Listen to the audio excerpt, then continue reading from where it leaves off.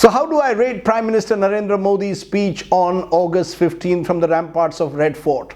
Well, this was a very different Narendra Modi to the one we saw a year ago. Then he was still under the euphoria of that major election victory. He could almost walk on water. So there were lots of promises that he could make from the ramparts of Red Fort, and the people of the country would believe every word that he said.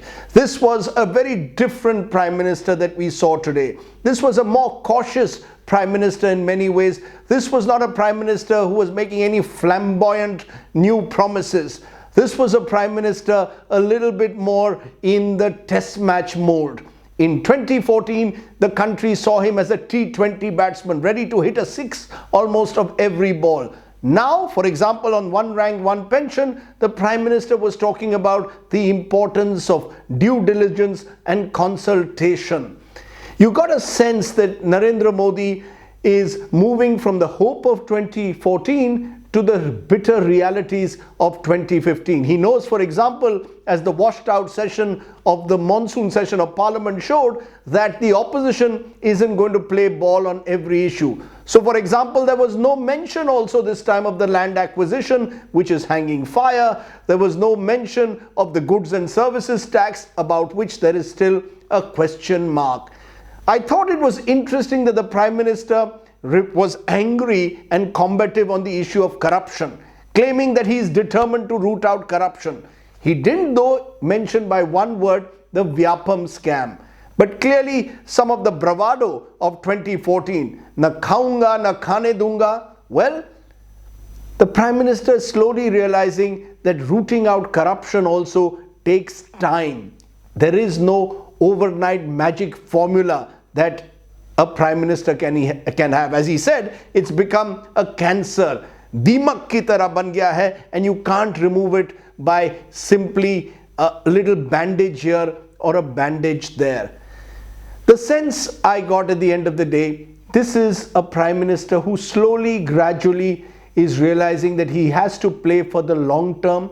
He cannot only offer short-term solutions. The question is, does the country have the patience? And more importantly, all the promises and the schemes that he has, will they actually be met by delivery and execution? One other small change from 2014 to 2015. Then he was talking about Make in India, the economy was the focus, and you got a sense that this was a Prime Minister who was going to talk about growth rates. Today's Prime Minister was talking more about inclusion, financial inclusion, talking repeatedly about the poor. Then it was all about what he could do, na khaunga, na khane dunga. This time it was about Team India, about the need to work together. You get a sense that 1 year at 7 Racecourse Road and at South Block has forced the Prime Minister to temper some of the heightened expectations of 2014. One of my panelists today, Ashok Malik, on my program suggested that in 2014 the Prime Minister was Virender Sehwag. In 2015 he wants to bat a bit like Rahul Dravid.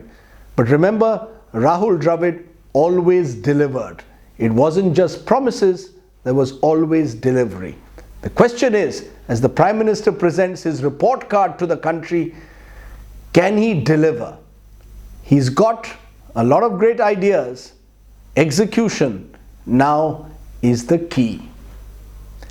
That's my take of Prime Minister Narendra Modi's speech. What's yours? Do write in to rajdeepsardesai.net.